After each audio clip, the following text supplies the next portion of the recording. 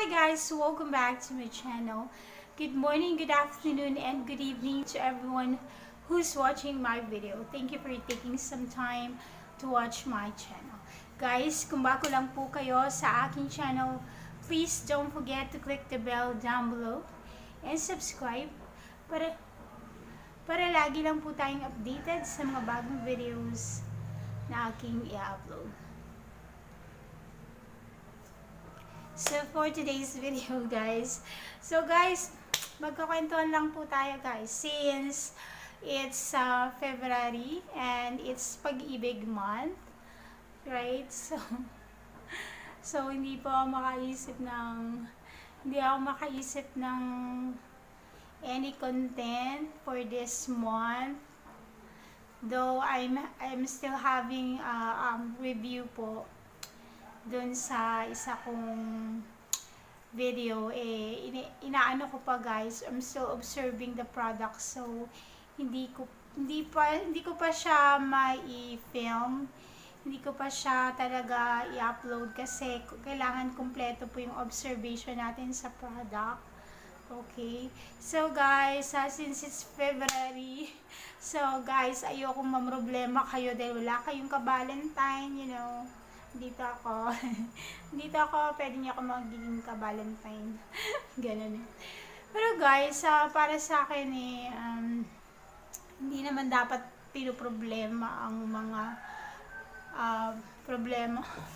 Hindi naman pinoproblema ang mga problemang puso. As long as, kasi guys, sa totoo lang, I've been there, forgetting yourself, for the man you love.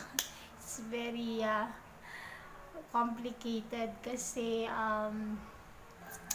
kinreate tayo ni God for Him, sa totoo lang. Because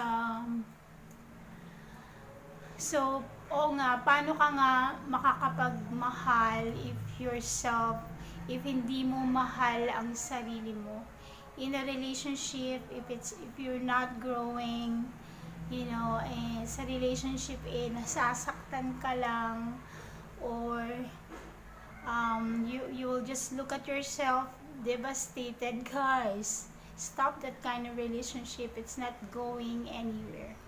So yun nga, guys, as a relationship, dapat na nag-grow ka sa relationship, na i-inspire ka. So those are the qualities of a relationship you should have. And sa totoo lang, guys, marami naman tayong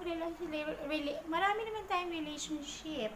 We have our friends, we have family, best friends,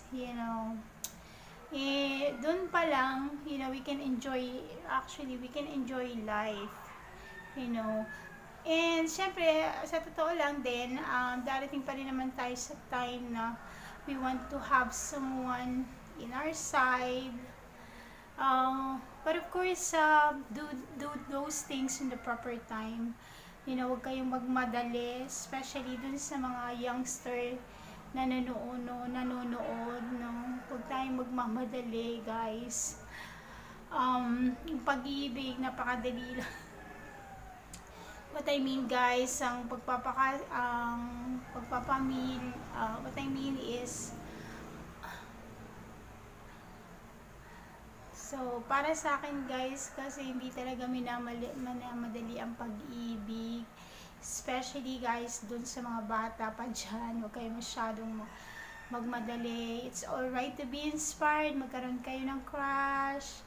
You're gonna admire someone. That's okay, guys. Pero wag yung as in, alam niyo na, guys, we're just gonna give the heaven and earth to this person because hindi ka pa naman ready, no? Kumbaga, guys, syempre, guys, sino ba ang magiging ready sa edad na 18, 19, 20, 18 to 23, or you're not gonna be ready with that because sa bata ka pa and you have to enjoy life muna. And yun yung mga times na kinikreate mo pa yung foundation ng buhay mo na pwede mong ialay sa mapapangasawa mo, 'di ba guys? And yung mga girls, just, love yourself and just inspire people lang. Ganun lang guys, wag niyong masyadong mamadaliin ang buhay. And I understand naman na gusto mo lang maging, gumaga, happiness, it's not coming from lust, coming from kiss. But I do understand may mga kiss din talaga sa relasyon, pero hindi yun yung ikakasaya ng relasyon. And because ang ikakasaya ng relasyon is yung pagsasamahan, pagkakaintindihan, at pagiging masaya nyo sa isa't isa. Yun lang guys. So it's not with those kinds of or sexting. It's not with those kinds of those things, because it will not gonna help you guys kung dun nyo lang ibabase ang yung relationship. Hindi kayo magiging masaya. Hugot. Pero guys, dun ko lang na-realize, and siguro I can just share it since napagdaanan ko na guys, ang high school life and college life. So napagdaanan ko na yun ngayon guys, and hindi naman nakatulong sa akin yung mga ganun. Gusto ko lang maging liwanag sa inyong mga mata guys, especially dun sa mga bata pa dyan, and yung mga naiisip na sex ang number one sa isang relasyon.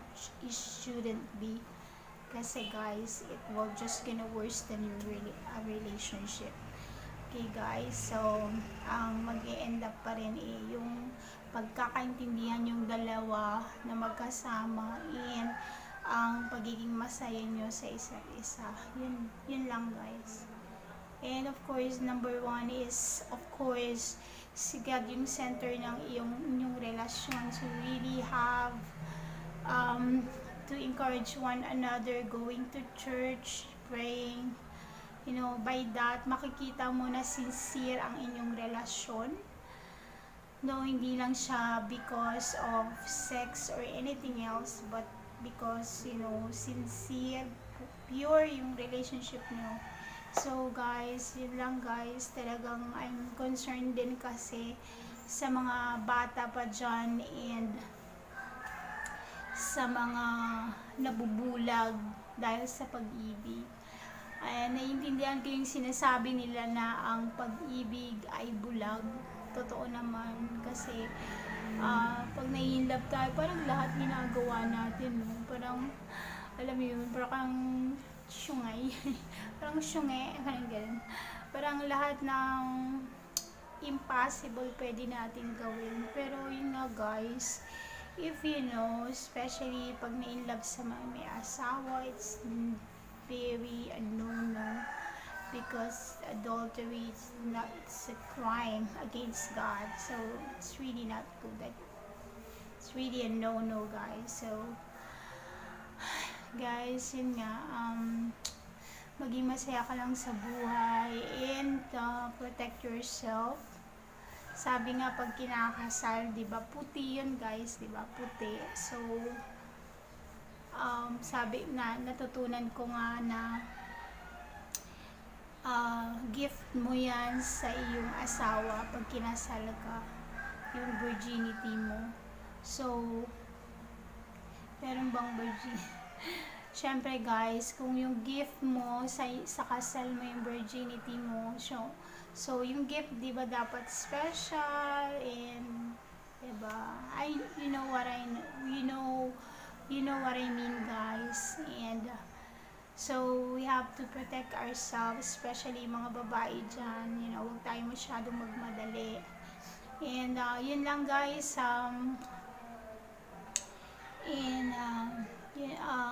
just keep on loving. First is keep loving God, then loving yourself and the people you love around you, your family, your friends, I think you can be happy na kasi by those things. Pero, syempre, wait ka lang kung yun na yung right time mo na makita mo siya. Pero, yun nga guys, huwag tayong magmadali. Okay guys, that's for today. Sana na-enjoy niyo yung mga sinabi ko and